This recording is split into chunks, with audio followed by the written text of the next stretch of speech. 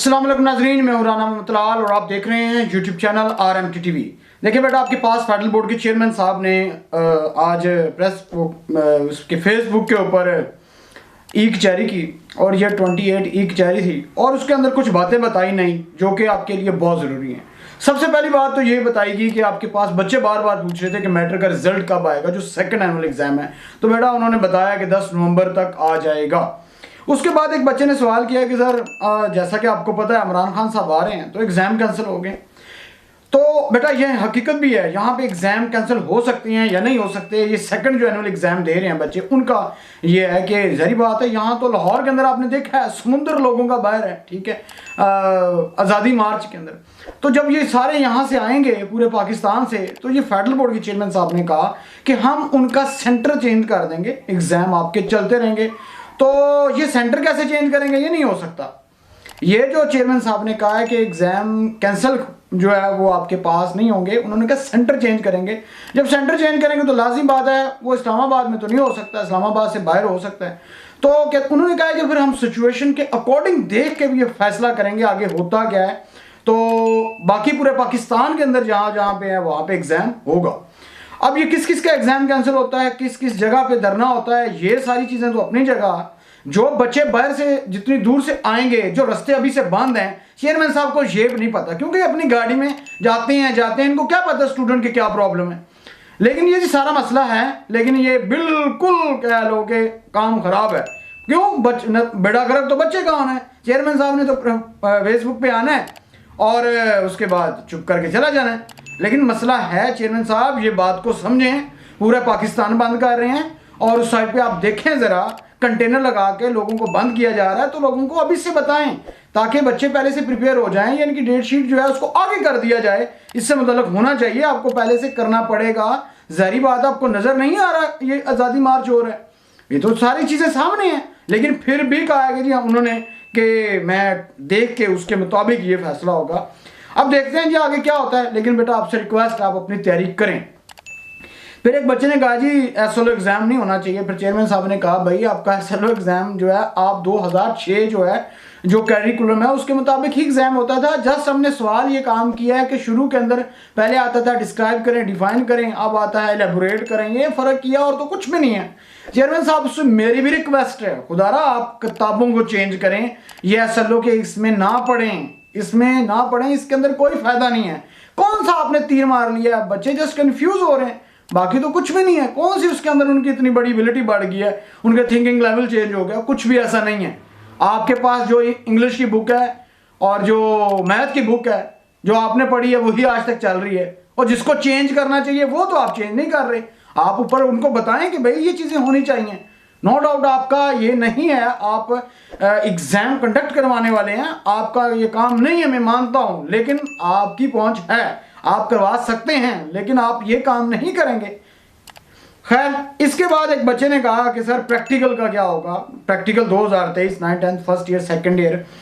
तो उन्होंने कहा जी आपके पास हम फेडरल बोर्ड की जो वेबसाइट है उसके ऊपर एक लिस्ट जारी की जाएगी, उन्हीं के अंदर से प्रैक्टिकल आएंगे और आपको कोई परेशान होने वाली बात नहीं है। ये बहुत अच्छा गाइड किया। उसके साथ एक और बहुत अच्छी बात भी उन्होंने ये कही, उन्होंने कहा कि अगर एक बच्चा है उसने थ्योरी स्किप कर दी है और उसने प्रैक्टिकल दे दिया है और अब दोबारा उसने थ्योरी तो देनी है, तो वो क्या दोबारा प्रैक्टिकल देगा? उन्होंने कहा कि अगर वो प्रैक्टिकल नहीं देना चाहता तो बेशक ना दे, लेकिन बोर्ड को इन्फॉर्म करेगा। अगर बोर्ड को वो इन्फॉर्म नहीं करता तो फिर वो उसको नहीं पता चलेगा। लिहाजा ये आपकी जिम्मेदारी है। आपने अगर थ्योरी स्किप की है तो अगर आपने प्रैक्टिकल दे दिया है, तो फिर लाजमी बात है आप जब थ्योरी के टाइम के अंदर आप बोर्ड को ये बताएंगे कि मैं आप प्रैक्टिकल नहीं देना चाहता। अगर आपके उसमें कम मार्क्स, हाँ अगर एक बच्चा है उसने क्या काम किया है कि थ्योरी दी है और प्रैक्टिकल नहीं दिया, तो आप दोबारा प्रैक्टिकल अलग से भी दे सकते हैं। पूरे पाकिस्तान के अंदर 29 बोर्ड्स हैं और 3 टेक्निकल बोर्ड्स हैं, किसी के अंदर ऐसा नहीं है। ये सिर्फ और सिर्फ फेडरल बोर्ड के अंदर है। ये बहुत अच्छी बात है, इसके अंदर कोई शक नहीं है। स्टूडेंट्स को बहुत ज़्यादा इसमें फ़ायदा दे रहे हैं। लेकिन मेरे साथ एक सवाल है चेयरमैन साहब, आपने पिछली वीडियोज़ के अंदर कहा कि हम स्टूडेंट्स के प्रॉब्लम, उनके मसाइल सुन रहे हैं, हम बच्चों के मसाइल भी सुन रहे हैं। आपने ये सारी चीज़ें की, बच्चों के मसाइल सुन रहे हैं, लेकिन चेयरमैन साहब आप टीचर के मसाइल नहीं सुन रहे। मैं आपको ये चीज़ क्लियर कर दूं, टीचर्स को आप जो 2 रुपए दे रहे हैं एक क्वेश्चन के, खुदारा इस कौम के ऊपर रहम करें, इन टीचर्स को बेकारी मत बनाएं। मैं इंशाल्लाह इसके ऊपर आप लोगों के लिए दरख्वास्त भी भेजूंगा, आपको नोटिफिकेशन भी आएगा इंशाल्लाह मेरी तरफ से। हम जाएंगे जी अदालत में, मैं कोशिश करूंगा ये चीज़ की जाए, क्योंकि ये बहुत ज़रूरी है। भाई हमारा क्या कसूर है, आप हमें सिर्फ इतनी चीज़ गाइड कर दें चेयरमैन साहब। हम 45 रुपीज़ रह रहे थे, हमें 2 रुपये दिए जा रहे हैं, जिसमें नेट मारा, बिजली मारी, ठीक है, और सारी चीज़ें होने के बाद कंप्यूटर लैपटॉप हो, ये सब चीज़ें हो, फिर हम आपके पेपर के 2 रुपये लेके चेक करें।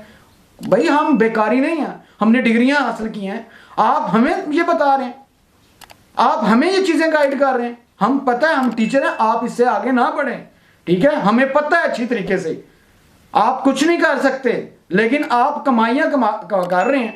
आप लोग टीचरों के तो हक में नहीं है वो। भाई जब टीचर को अच्छी तरीके से वो नहीं मिलेगा तो वो कैसे आपके पेपर चेक करेगा।